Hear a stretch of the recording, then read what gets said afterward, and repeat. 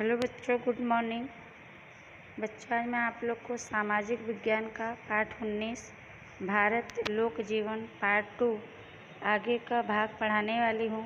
पीछे आप लोगों ने पहले भाग में पढ़ा पश्चिमी भारत के लोगों के जीवन के बारे में, सामाजिक जीवन उनका कैसा है, भोजन, भाषा, पहनावा, आवास, अब उनका त्यौहार, मेला। आगे हम लोगों ने उसके बाद पढ़ा था लोक जीवन उत्तरी भारत के बारे में, उसके भोजन के बारे में, पहनावा के बारे में, आवास के बारे में।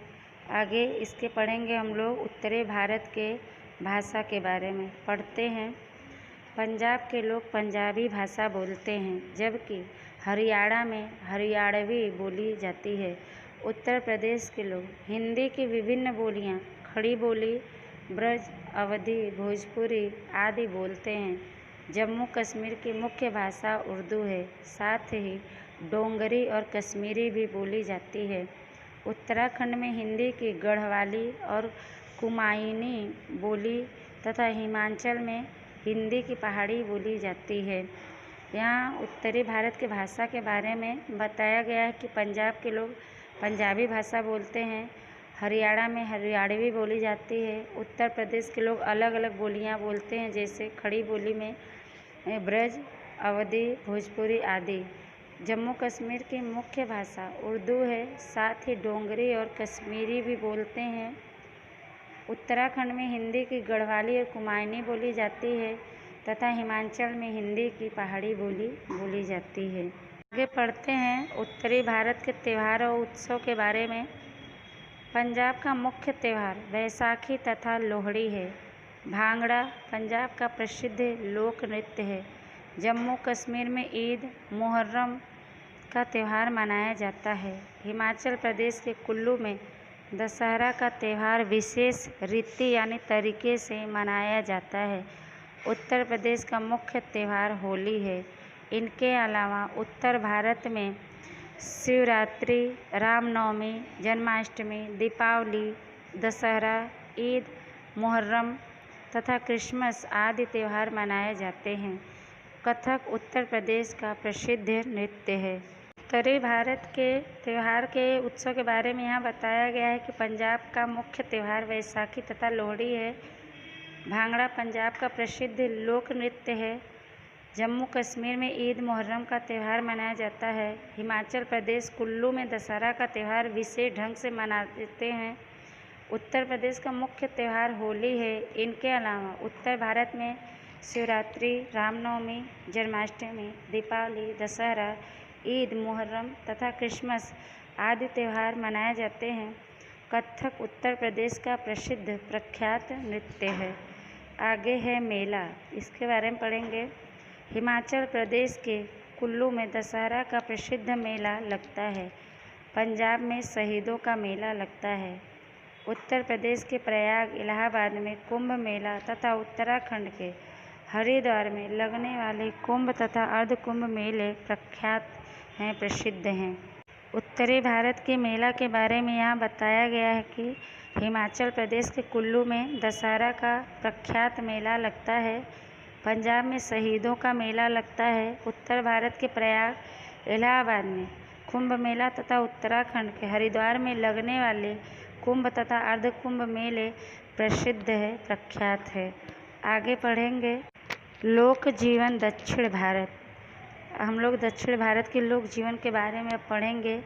दक्षिण भारत में आंध्र प्रदेश, तेलंगाना, कर्नाटक, केरल, तमिलनाडु राज्य तथा केंद्र शासित पांडिचेरी का समावेश होता है। भूपृष्ठ की दृष्टि से यह क्षेत्र प्रायः द्वीप है। दक्षिण भारत के तेलंगाना के अलावा सभी राज्यों को समुद्र तट मिला है। दक्षिणी भारत के लोक जीवन के बारे में यहाँ बताया गया कि दक्षिण भारत में आंध्र प्रदेश, तेलंगाना, कर्नाटक, केरल, तमिलनाडु राज्य तथा केंद्र शासित पांडिचेरी का समावेश होता है। भूपृष्ठ की दृष्टि से नज़रिए से यह क्षेत्र प्रायः द्वीप है। दक्षिण भारत के तेलंगाना के अलावा सभी राज्य को समुद्र का किनारा मिला है। दक्षिणी भारत के भोजन के बारे में हम पढ़ेंगे। दक्षिण भारत के भोजन में मुख्यतः भात, मछली, द्विदल, कठोल जिसे कहते हैं, ये होता है। दक्षिण भारत में चावल से बनी चीज़ें इडली, डोसा, मेंदू वड़ा है। इनके साथ वे नारियल की चटनी का उपयोग करते हैं। खाने में रसम के नाम से जानी जाने वाला दाल जैसे व्यंजन का उपयोग करते हैं। दक्षिणी भारत में केले का पत्ता पत्तल के रूप में उपयोग किया जाता है। दक्षिणी भारत के भोजन के बारे में यहाँ बताया गया है कि दक्षिण भारत के भोजन में मुख्यतः भात, मछली, द्विदल, कठोल होता है। दक्षिणी भारत में चावल से बनी चीज़ें इडली, डोसा, मेंदू वड़ा है। इनके साथ वे नारियल की चटनी का प्रयोग करते हैं। खाने में रसम के नाम से जाने जाने वाला दाल जैसे व्यंजन का प्रयोग होता है। दक्षिणी भारत में केले का पत्ता पत्तल के रूप में भी उपयोग किया जाता है। आगे है पहनावा। उनका वस्त्र कैसा होता है इनके बारे में हम लोग पढ़ेंगे। गर्म तथा नमी वाली जलवायु के कारण दक्षिण के लोग ढीले ढाले कपड़े पहनते हैं। पुरुष लुंगी, कमीज, कंधे पर दुपट्टा तथा प्रसंगानुसार यानी जब कोई शादी विवाह हो ऐसे समय पर सिर पर पगड़ी पहनते हैं।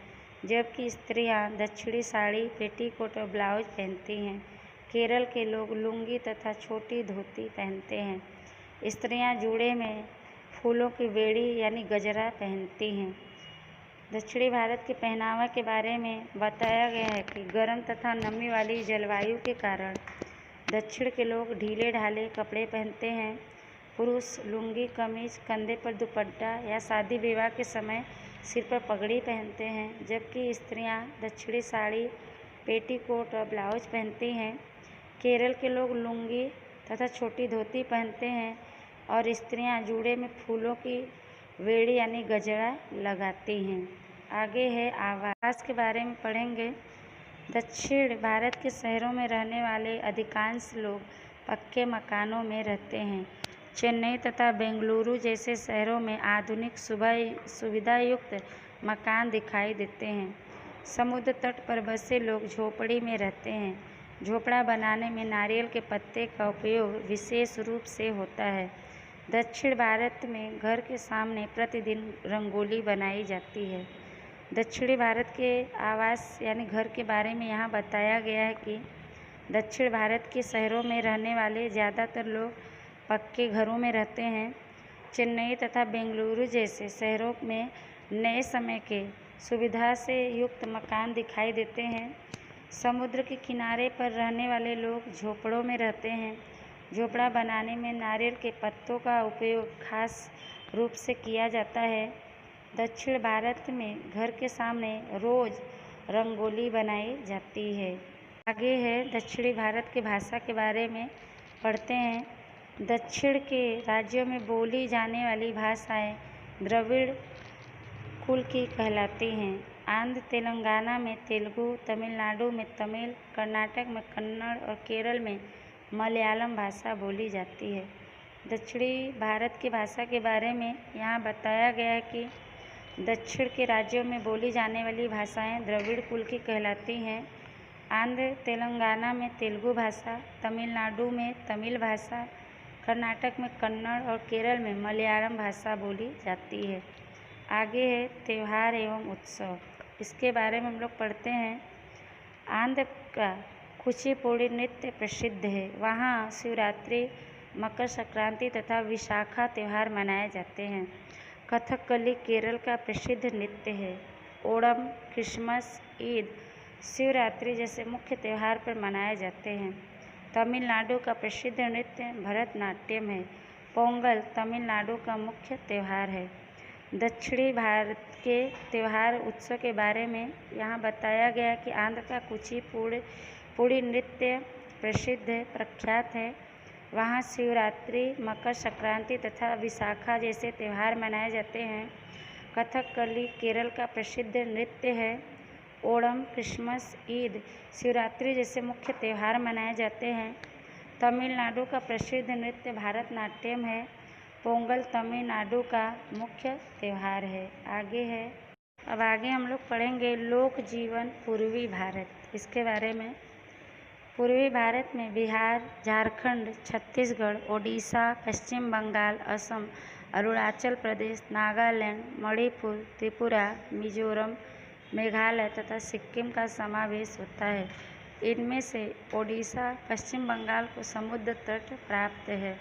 पूर्वी भारत के बारे में यहाँ बताया गया है कि पूर्वी भारत में बिहार, झारखंड, छत्तीसगढ़, ओडिशा, पश्चिम बंगाल, असम, अरुणाचल प्रदेश, नागालैंड, मणिपुर, त्रिपुरा, मिजोरम, मेघालय तथा सिक्किम जैसे प्रदेशों का समावेश होता है। इनमें से ओडिशा पश्चिम बंगाल को समुद्र का किनारा मिला है। ये दोनों प्रदेश समुद्र के किनारे स्थित है। इनके भोजन के बारे में हम लोग पढ़ते हैं। बिहार, झारखंड, छत्तीसगढ़ तथा पश्चिम बंगाल के लोग रोटी, साग सब्जी, दाल आहार में लेते हैं, पर भोजन में भात की मात्रा अधिक होती है। पर्वतीय क्षेत्र के लोगों की मुख्य खुराक भात है। इसके अलावा दालें, साग सब्जी का उपभोग भी करते हैं। रसगुल्ला तथा संदेश बंगाली लोगों की प्रिय मिठाई है। पूर्वी भारत के लोगों के भोजन के बारे में यहाँ बताया गया है कि बिहार, झारखंड, छत्तीसगढ़ तथा पश्चिम बंगाल के लोग रोटी, साग सब्जी, दाल भोजन में लेते हैं, पर भोजन में भात की मात्रा अधिक होती है। पर्वतीय क्षेत्र के लोगों के मुख्य भोजन भात है। इसके अलावा दालें, साग सब्जी का उपयोग भी ये लोग करते हैं।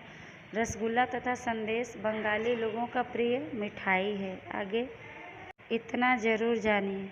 सत्तू बिहार में खाया जाने वाला एक विशिष्ट व्यंजन है। असम में चाय व्यापक रूप से पिया जाने वाला पेय है। आगे पढ़ते हैं। पहनावा के बारे में पढ़ेंगे। बिहार के पुरुष धोती कुर्ता, कंधे पर गमछा यानी दुपट्टा, सिर पर पगड़ी पहनते हैं। स्त्रियां साड़ी, पेटीकोट, ब्लाउज पहनती हैं। झारखंड, असम तथा उड़ीसा के लोगों के पहनावे में बहुत अंतर नहीं दिखता। बंगाली महिलाएं बंगाली ढंग से साड़ी पहनती हैं। पुरुष पाटलीदार धोती और रेशमी कुर्ता पहनते हैं। पूर्वी भारत के लोगों के पहनावा के बारे में बताया गया है कि बिहार के पुरुष धोती कुर्ता, कंधे पर गमछा यानी दुपट्टा, सिर पर पगड़ी पहनते हैं। स्त्रियां साड़ी, पेटीकोट, ब्लाउज पहनती हैं। झारखंड, असम तथा उड़ीसा के लोगों के पहनावे में बहुत अंतर नहीं दिखता। बंगाली महिलाएं बंगाली तरीके से साड़ी पहनती हैं। पुरुष पाटलीदार धोती और रेशमी कुर्ता पहनते हैं। आगे है आवास यानी रहने का घर, उसके बारे में हम लोग पढ़ेंगे। इन प्रदेशों के मैदानी भाग में लोग ईंट सीमेंट से बने पक्के मकानों में रहते हैं।